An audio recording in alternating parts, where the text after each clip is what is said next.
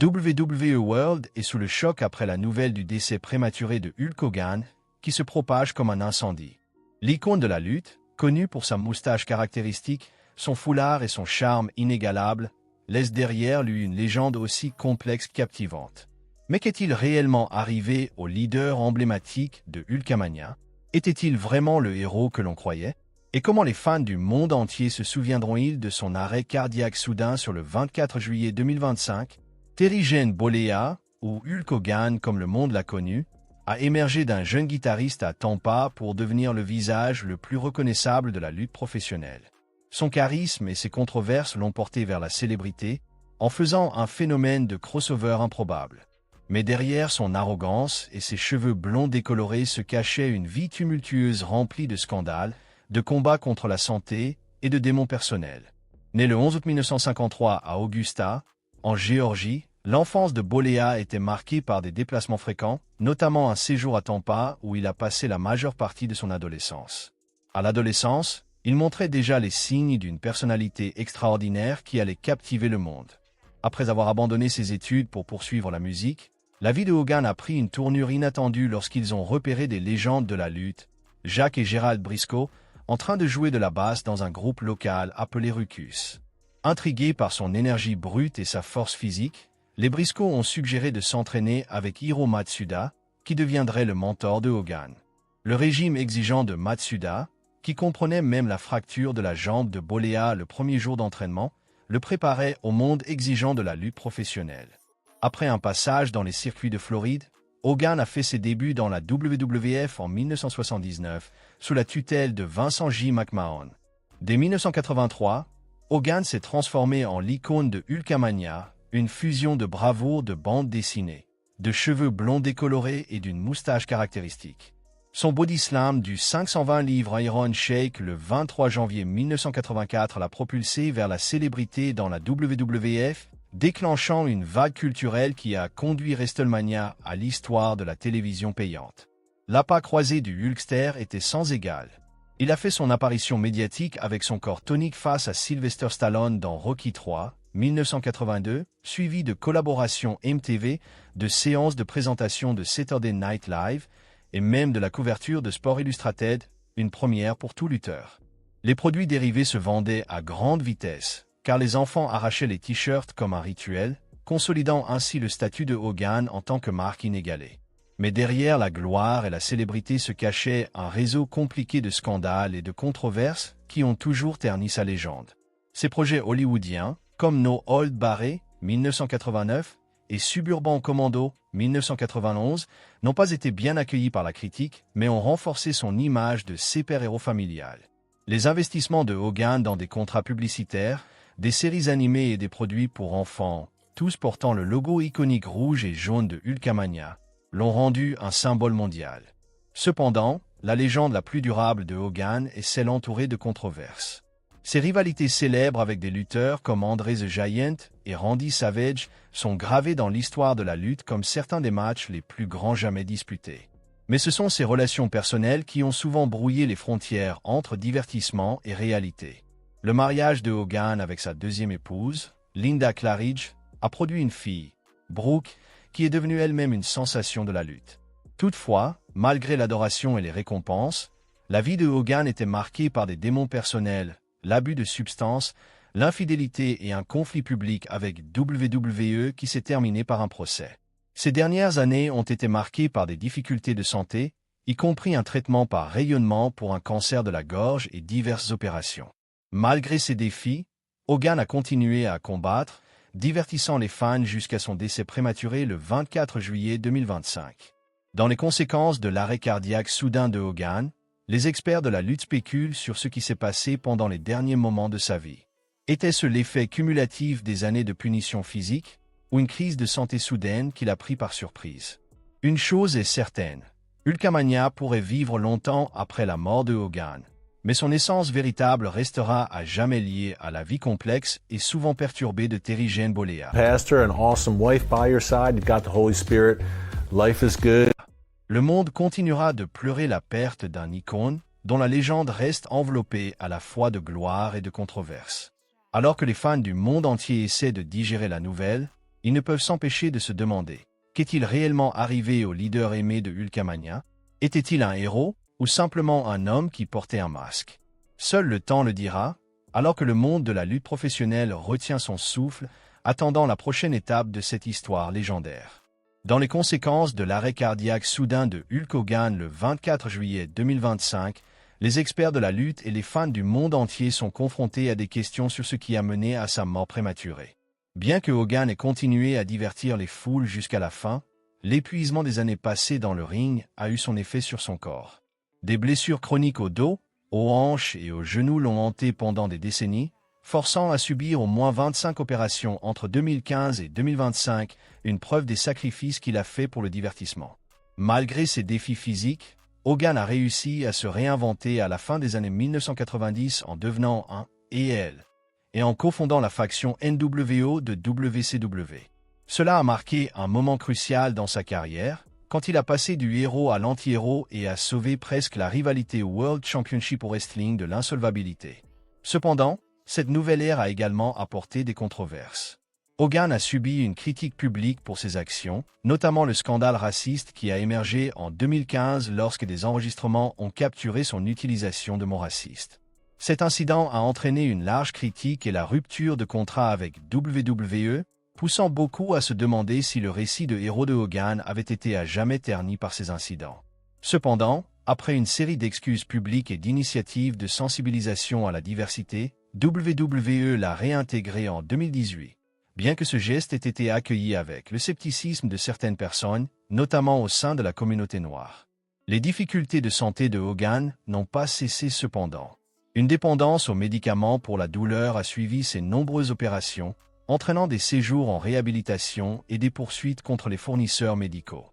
Dans des interviews, il comparait son corps à celui d'un homme de 140 ans, tout en jurant ne jamais se rendre à la douleur, un mantra têtu que ses amis disaient masquer des vulnérabilités plus profondes. Derrière les scènes de la carrière de lutte de Hogan se trouvait un réseau complexe de lutte personnelle, incluant son premier mariage avec Linda Claridge, 1983 à 2009, qui a produit les enfants Brooke et Nick. Un accident de 2007 impliquant Nick a laissé John Graziano, passager, avec des lésions cérébrales, déclenchant des poursuites judiciaires et aggravant les tensions familiales. Hogan s'est finalement marié à Jennifer McDaniel en 2010. Cette union s'est terminée en raison de désaccords pendant la pandémie. Dans une tournure inattendue, Hogan s'est marié à l'instructrice en yoga Sky Daly le 22 septembre 2023, créditant une foi chrétienne renouvelée et une sobriété pour cette romance tardive. Ce nouveau chapitre de sa vie était marqué par un sentiment renouvelé de purpose, alors qu'il évoquait des projets pour une promotion de start-up appelée Immortal au Wrestling Federation tout en renforçant ses politiques alignées sur MAGA lors de rassemblements. Les proches ont remarqué la fatigue de Hogan après une opération du cou en avril, mais son agent insistait sur le fait que la récupération était sur la bonne voie.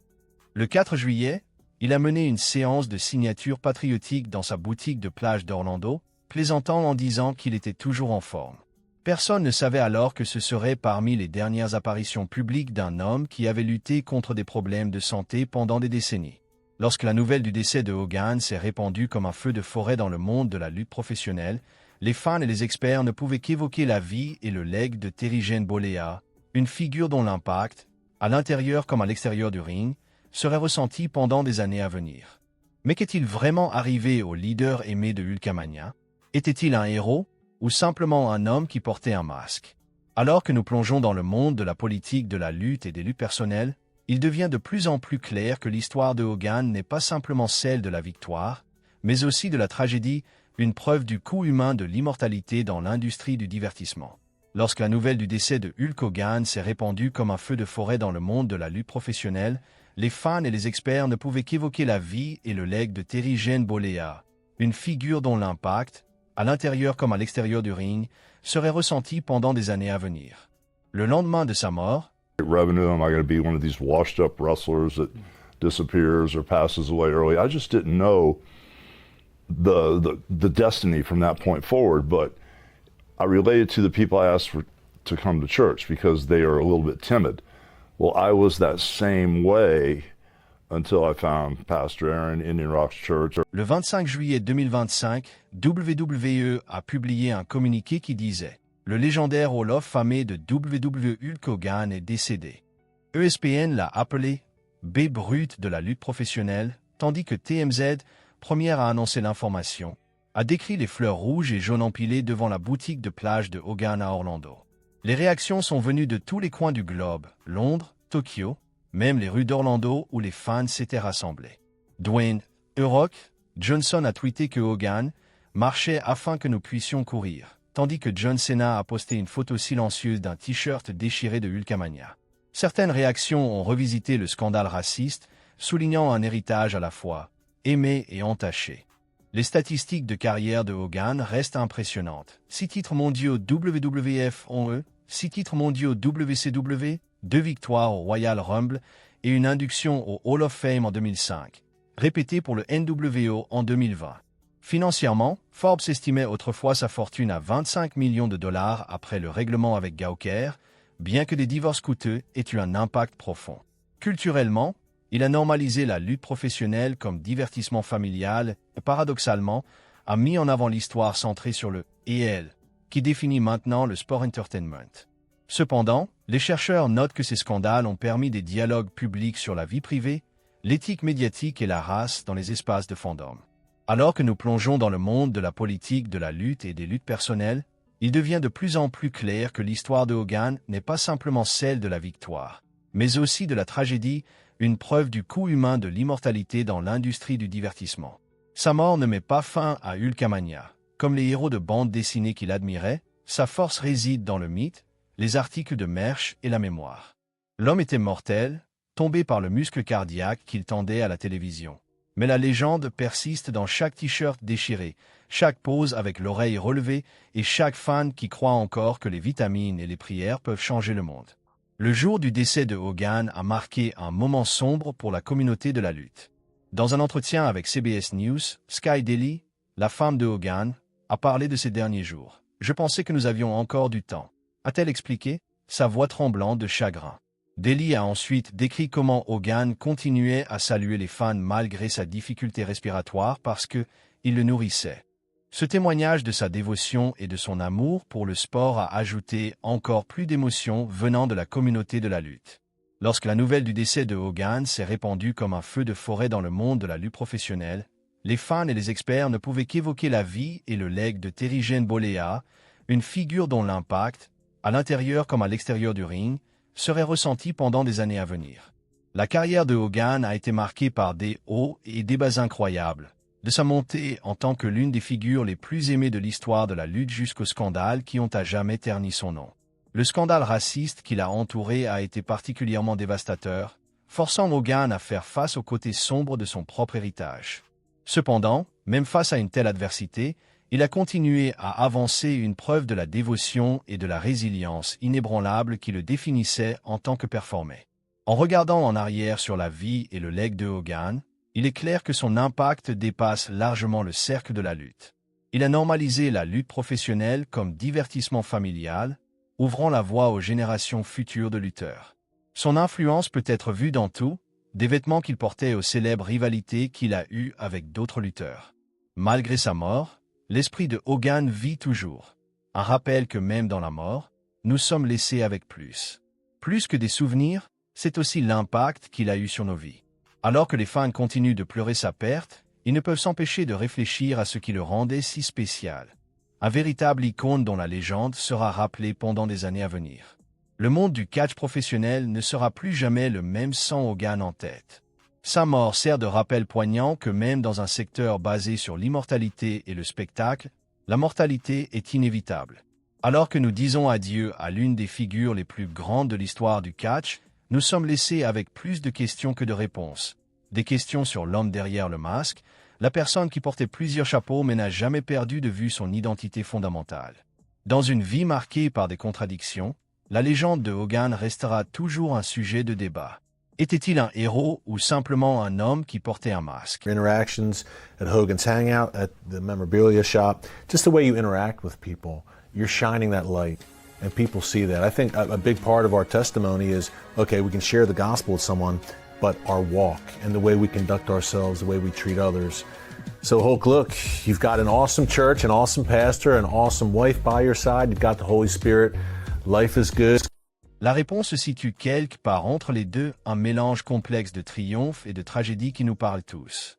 En réfléchissant à l'impact qu'il a eu sur notre monde, nous sommes rappelés que même les figures les plus iconiques parmi nous ne sont pas immunisées contre les faiblesses de l'humanité.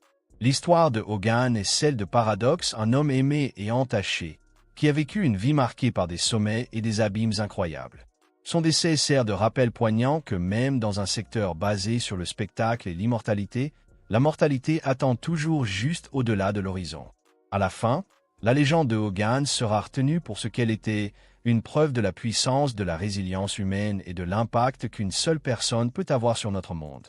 Alors que nous disons adieu à cet iconique catcheur, nous sommes laissés non seulement avec des souvenirs, mais aussi avec la connaissance que son esprit vivra toujours dans tout ce qu'il a fait, des rings où il combattait aux vies qu'il a touchées en chemin.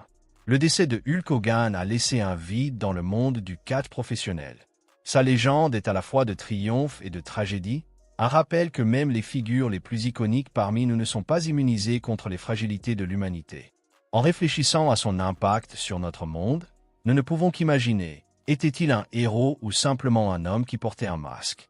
La réponse se situe quelque part entre les deux, un mélange complexe de contradictions qui nous touche tous. Durant ces derniers jours, l'état de santé de Hogan s'était fortement détérioré. Il a été trouvé inconscient dans sa maison de Clearwater par les secouristes, qui l'ont emmené d'urgence à l'hôpital Morton Plan. Malgré les tentatives de le ranimer, Hogan a été déclaré mort à 11h17, la cause initiale étant un arrêt cardiaque soudain avec une maladie coronarienne sous-jacente. Les nouvelles du décès de Hogan ont provoqué un choc dans le monde du catch et au-delà. Les fans du monde entier ont exprimé leurs hommages. Des fleurs rouges et jaunes ornaient les rues devant sa boutique Beach Shop à Orlando, tandis que les fans se rassemblaient pour rendre hommage. Dans un hommage poignant, Dwayne The Rock Johnson a tweeté que Hogan marchait afin que nous puissions courir, tandis que John Cena a posté une photo silencieuse d'un t-shirt Hulkamania déchiré. Après le décès de Hogan, beaucoup ont revisité le scandale de racisme qui l'entourait, une légende à la fois aimée et tachée. Les statistiques de carrière de Hogan restent impressionnantes. 6 titres mondiaux de la WWF en 6 titres mondiaux de la WCW, 2 victoires au Royal Rumble et une induction au Hall of Fame en 2005, répétée pour le NWO en 2020. Alors que nous explorons le monde de la politique du catch et des luttes personnelles, il devient de plus en plus clair que l'histoire de Hogan n'est pas seulement celle de triomphe, mais aussi de tragédie, une preuve du coût humain de l'immortalité dans l'industrie du divertissement. Sa mort ne met pas fin à Hulkamania. Comme les héros de bande dessinée qu'il imitait, sa puissance réside dans le mythe, les produits dérivés et la mémoire. L'homme était mortel, tombé par le muscle cardiaque qu'il faisait briller à la télévision. Mais la légende persiste dans chaque t-shirt déchiré, chaque pose avec les oreilles levées, et chaque fan qui croit encore que les vitamines et les prières peuvent changer le monde. La légende de Hogan restera toujours un sujet de débat. Était-il un héros ou simplement un homme qui portait un masque? La réponse se situe quelque part entre les deux, un mélange complexe de triomphe et de tragédie qui nous parle tous.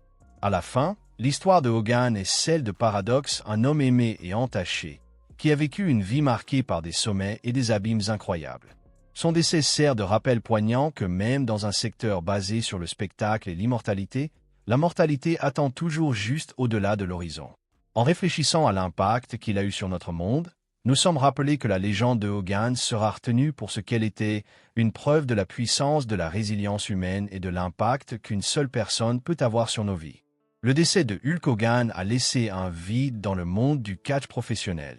Sa légende est à la fois de triomphe et de tragédie, un rappel que même les figures les plus iconiques parmi nous ne sont pas immunisées contre les fragilités de l'humanité. En réfléchissant à son impact sur notre monde, nous ne pouvons qu'imaginer, était-il un héros ou simplement un homme qui portait un masque? La réponse se situe quelque part entre les deux, un mélange complexe de contradictions qui nous touche tous. Son histoire restera gravée dans notre mémoire collective en tant que témoignage de la puissance de la résilience humaine et de l'impact durable qu'une seule personne peut avoir sur nos vies, laissant derrière lui une légende qui continuera d'inspirer et de susciter des réflexions longtemps après que la dernière cloche ait sonné. Hypnotize myself. got hit it on my face. It was a big bottle of the Captain Morgan 100 and just chugged it. It just was like brutal to drink it.